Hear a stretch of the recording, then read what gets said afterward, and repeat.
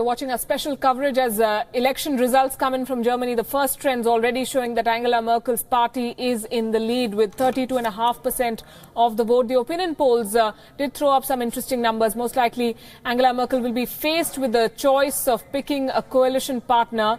And there are two possibilities that are being talked about. The first is that she could again form a coalition with the Social Democratic Party. That's not happening now with the SPD, saying that they do not want to be in a coalition with Angela Merkel's party. Understandably, they did hesitate after 4 years in government with Merkel, and they have lost seats in this election. Another coalition with the Christian Democratic Union will be a hard sell for this party. Merkel could also go for a three-way coalition with the Free Democratic Party, or the FDP, and the Green Party, but that alliance would weaken her hand in government. And considering the fundamental differences between these parties, it'll be difficult for her to sell it to her constituents. So we come back to that question. Daniel, if you're still with us, what are Angela Merkel's best options? Well, it's a good question. I think she will try to form a coalition with both the smaller parties, the Liberals and the Green parties, for the sheer reason that Germany is very weary of minority governments. Germans like stability, and for that reason they like governments who have their majorities ready. I think that coalition might actually work because those parties have quite a lot of things in common.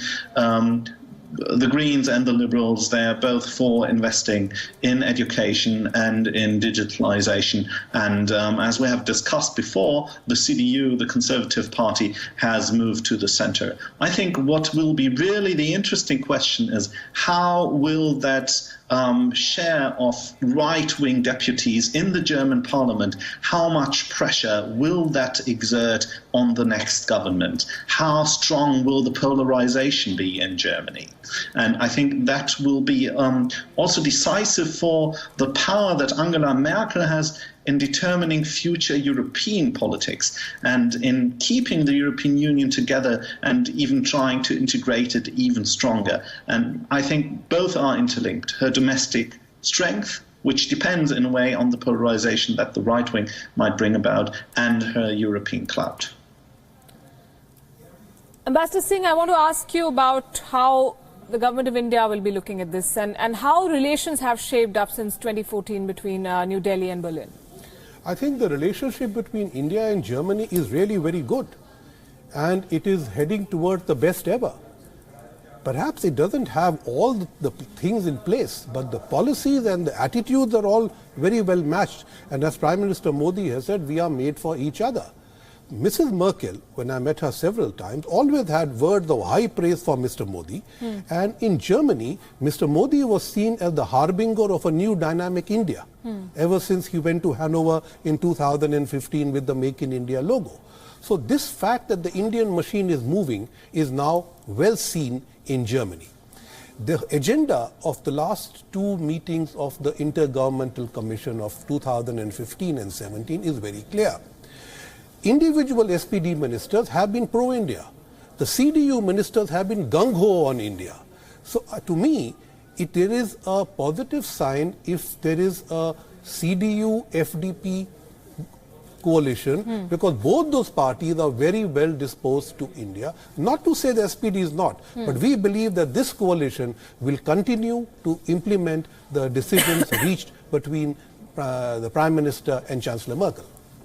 So, okay, many fear that a coalition with the smaller parties will weaken the hand of the Chancellor. But you're saying that even in an event of that happening, as far as India is concerned, not much has changed. I think there's a German consensus, because we have to see that a lot of the policies are implemented at the state levels in Germany.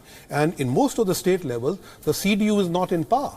In 11 states, the SPD is in power. In 10, the Greens share power. The CDU is only sharing power in 9 of the landers. So there is a consensus on a relationship with India. And I believe that whatever the coalition, whatever the color of it, we have reason to be happy that a stable government will take relationship with India to a new level. Right, and for the first time since Hitler, as we've been saying, the ultra-right is emerging, is gaining in strength, one could say, and is definitely going to find place in the German parliament. The latest we got is this, the ARD exit poll saying that Merkel's CDU-CSU has lost 1 million votes to AfD. Daniel, that's huge. As Ambassador Singh was saying, the fringe is gaining in strength. And that is one result of Angela Merkel's strategy of sort of marginalizing the left by taking more and more center positions and in a way making her own party, her own conservative party, less and less conservative. So those diehard conservatives that do exist in Germany, they have sort of lost their home within the CDU party. And of course that is dramatic, and I think one thing that people here fear about is that there might be an upheaval of those right fringes, a sort of strengthening and a feeling of having been confirmed by the election result, which we have seen in Britain after the Brexit vote, or in the United States after the election of Donald Trump, which, amongst others, has resulted in more hate crimes. But let me put this a bit into perspective. Those 13% that we are seeing here, that was the right-wing potential that always existed in Germany. Everybody knew it was there, and the big parties tried to keep those people on board, and they succeeded in doing that for decades. It is the same potential for right-wing votes that exist basically in every European country. And it has been far stronger in France. It has been far stronger in Britain if you take UKIP and the Brexit result. And it's still relatively mild in Germany.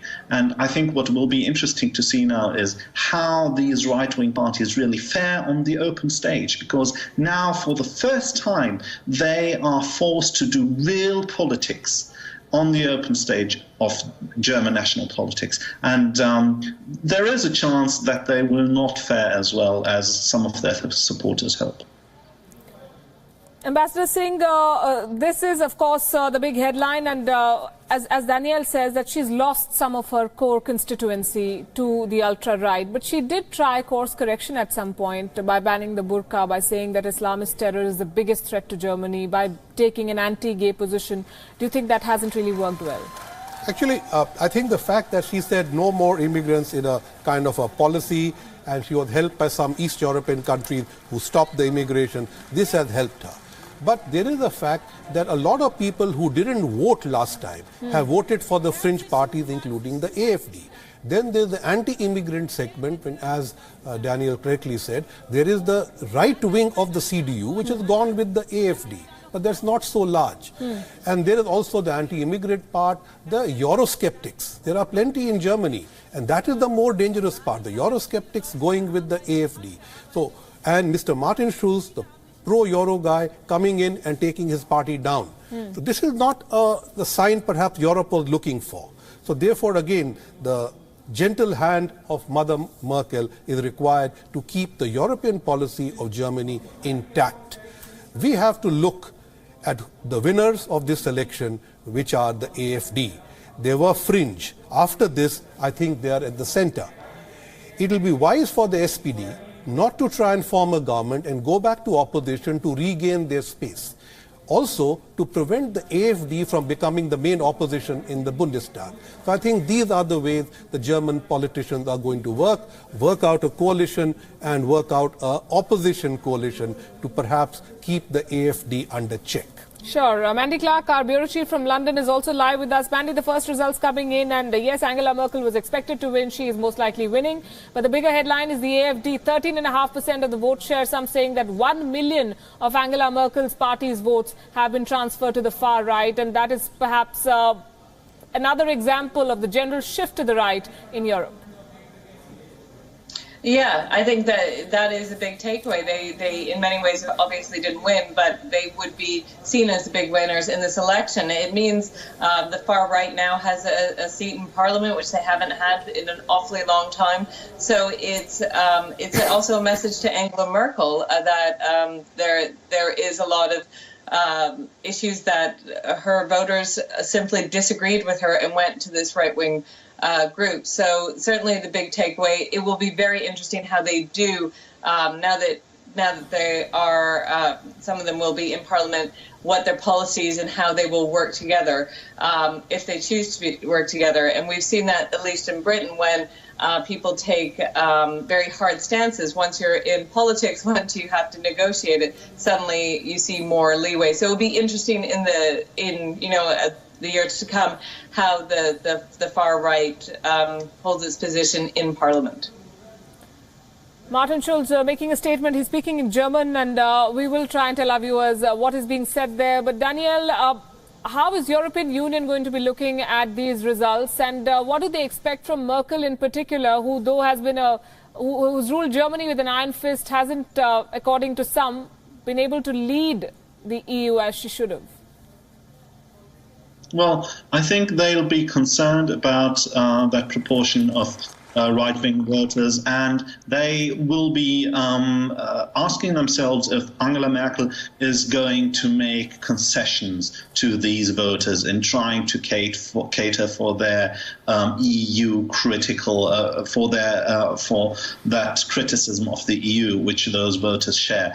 I think what is really at the center of the European debate, of the EU debate now, is there actually a way for the remaining EU after Brexit to integrate even more, to cooperate even more on economic policy, on fiscal policy? That is certainly what France wants, what the newly elected French president Emmanuel Macron wants, and he sees Germany as the necessary partner. But that, of course, economic cooperation, more integration, doing more together with our other European states, that's, of course, what those AfD voters that have come out as 13.5% in Germany now, what they don't want, what they see as giving up Germany's sovereignty. And will Angela Merkel follow that path with France? That seemed likely before these elections. There were even already working groups together with the government of Emmanuel Macron to sketch out that future cooperation. And I think we'll be asking ourselves, is she going on that path, standing by her principles as she has done so long in the past? And I think that's also the interesting part for India, really, because will there be still an open European Union that is pro-free trade? And will Angela Merkel be able to keep the European Union on that path? I think that's the decisive question for India tonight. Your thoughts on this? Well, I think we should be now ready for a new German foreign minister, a new German trade minister, and a new German environment minister, among others. I mentioned these three because these are some of the most important agenda items of our engagement with Germany and also the European Union. I am not so sure whether from an Indian point of view, we see the EU as pro-free trade. We have immense problems with them on free trade. I think we see Germany as pro-free trade. But there is the inability to sort this out. Will Germany after this election still be pro-free trade? I think Germany's pro-free trade, especially if the FDP comes in, I think that is clear. Liberal economy, free trade will remain. And even if the Greens join them, they are fine. So I don't think anybody is against free trade. But I think how to run that free trade is something that they will need to handle. It is not going to be the top priority of the new coalition in Germany to deal with the free trade agreement with India and the European Union in the beginning. I think they first need to point out, as Daniel said, how they handle Europe itself. You have the challenge of Ukraine, you have the challenge of the Greek bailout, you have the challenge of employment in many places. And now that you have France and Germany back in the saddle, but not exactly coordinated, I think there are big challenges on how Germany will handle Europe in the few months ahead. Right, and lots to discuss, and those numbers and trends coming in thick and fast, but we need to take a pause and look at the India-Germany equation. Germany is a key ally for India, of course, in Europe. What does stability in Europe mean for us here at home? Here's a report. On May the 30th this year, Indian Prime Minister Narendra Modi flew down to Berlin for bilateral engagements with the German Chancellor Angela Merkel. Informal talks at the grounds of the Schloss Meseberg, the state guest house of the German Chancellor, set the tone for the intergovernmental talks. 8 bilateral agreements were signed during that visit, with Prime Minister Modi defining Indo-German partnership as the one that is made for each other. And he would certainly like to build on the gains he made during his visit once Angela Merkel returns into the Chancellor's office. Merkel's return to office would mean stability and progress on previous agreements on several fronts. India will gain a partner for negotiations for a trade agreement with the European Union. India could also see a quick entry of German micro, small and medium-sized enterprises. They're already allowed a fast-track entry into the Indian market through the Make in India project. Angela Merkel's strong positioning on the global stage should inspire confidence within the Indian establishment to expand ties. And amid uncertain times in the world diplomacy, the mutual interests between India and Germany could prove to be the required catalyst for India and Germany to strengthen their relationship. Bureau Report, WION. And the SPD, as we've been saying, has formally ruled out the possibility of a new grand coalition with the Christian Democrats. So that leaves very limited choices. The FDP could be one, the Greens, the Left Party. We'll have to see what sort of an equation, what sort of number crunching does Angela Merkel do. These are, of course, the first trends, and Martin Schulz speaking there. Angela Merkel expected to address her voters in just a few minutes from now. Mandy Clark continues to be with us. Mandy, how is London looking at these first trends and numbers? In many ways, there'll be relief. I think there has been a lot of surprises that have come out recently in elections. Certainly, the view in Britain, nobody really was wanting a far left. So having Angela Merkel, that steady hand on the tiller, back in power, that's going to provide a degree of relief. But I think there will be a slight surprise to see how well the far right did in these elections. So overall relief, Angela Merkel will be back in the saddle. But, there'll be trepidation. And, of course, what's on the mind of most Britons is, of course, Brexit. And Angela Merkel is seen as a very tough negotiator. So certainly it won't make Britain's job easier. But Theresa May and Angela Merkel have a mutual respect and a fairly good relationship. So that, again, will be a fairly positive sign for the government to continue that relation and that stability. Daniel, this is going to be Angela Merkel's last term in office, a record fourth and last most probably. Many have said that she should look at moving beyond the politics of survival to creating a legacy. Do you believe these numbers and these trends will give her the liberty to do so, or will she still be fighting to keep her flock together and be in government? I think she will have to fight like she never had before, because now she's facing these right-wingers in the parliament who are more vocal and stronger than ever before in German politics. And compared to what's lying ahead, I think she had a very soft ride in the past years. So she'll have to defend her legacy, which in the way we have discussed it, with this very, very centrist European outlook, pro-immigration, pro-LGBT rights and so on. That's really new in her biography. And we'll have to see if she sticks to that and if she defends that for the future. And then the question is, what actually comes after her? Because we have seen the biggest opposition party, or the biggest rival of the Conservative Party, the Social Democrats, slashed. And I think it will take them years to recover from that. And within her own party, there are very few other remarkable figures. She has, on her way to power in her party and in consolidating her power in the Conservative parties, diminished all the other really decisive politicians within this party, that it's really hard to imagine who could take her seat if she will one day have to step down. And I think Germans are already looking to that point and asking when she will actually do that. And who will defend against the fringes after her? That's the big question for Germany's future. And there's more update for our viewers. Martin Schulz saying today is a difficult and bitter day for social democracy in Germany. Of course, his party, according to the first figures, getting 20% of the vote share. And we just heard him speak. I think he's still speaking.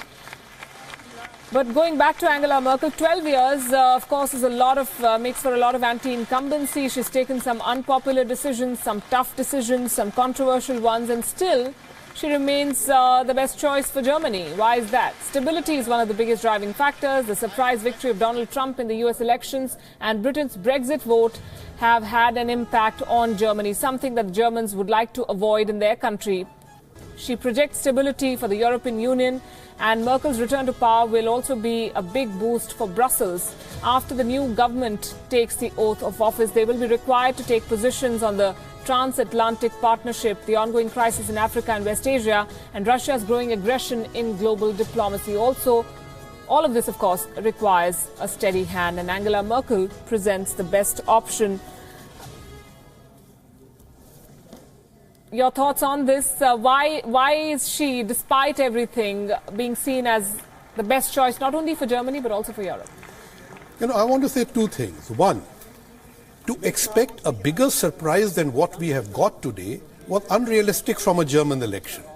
To me, the rise of the AfD and the big return of the Free Democrats are both surprising enough and changes in the picture from the last parliament.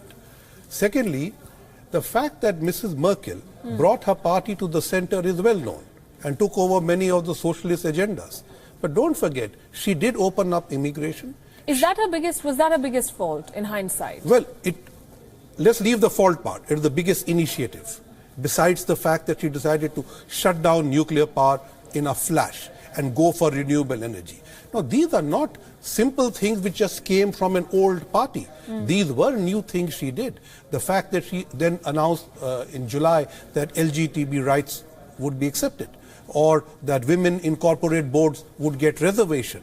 She has been showing a positive sign.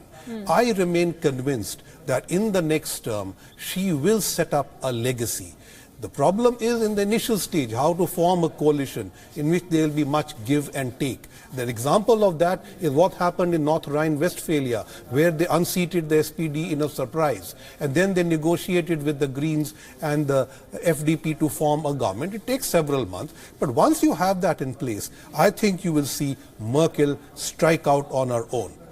At 63, I wouldn't say this is her last term. 4 years from now, she's only 67. But yes, I think she starts needing to build a clearer line of succession within the CDU. All right, the FDP is speaking, and that is going to be Angela Merkel's best hope. We believe 10.5% of the vote share, according to the first figures, and this is a party that the CDU is going to ally with. Sagen wir es aber auch bitte ganz klar an diesem Abend, der Erneuerungsprozess der FDP ist nicht abgeschlossen. Es gibt weiterhin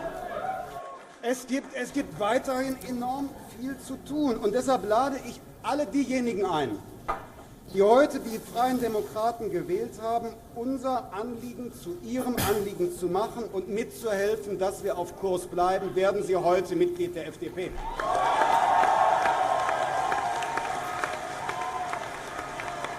Right, we're waiting to see what is being said and waiting for Angela Merkel to address her supporters. If elected to office again today, she would have achieved the feat that her mentor Helmut Kohl achieved. He was instrumental in the reunification of Germany, but such was the turn of fate that it came onto her protégé to revive the Christian Democratic Union. Here's a report.